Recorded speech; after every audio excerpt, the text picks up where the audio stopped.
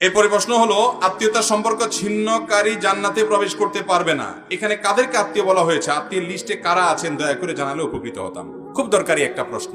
আত্মীয়তার সম্পর্ক রক্ষা করা সুন্নত না মুস্তাহাব? ফরজ। অনেকে জানেন না আত্মীয়তার সম্পর্ক রক্ষা করা কি ভাই? ফরজ। আত্মীয়তার সম্পর্ক ছিন্ন করা কি? হারাম। আত্মীয়তার সম্পর্ক ছিন্ন করা কি? অনেক হারাম আমরা জানি, কিন্তু এই হারামটা আমরা অনেকে জানি না। আত্মীয়র সাথে আপনি চিরতরে সম্পর্ক ছিন্ন করে ফেলছেন, কোনো যোগাযোগ নাই, একদম সম্পর্ক কাট করে ফেলছেন, আপনি হারামে লিপ্ত আছেন। এখন কথা হলো, কারা আত্মীয়?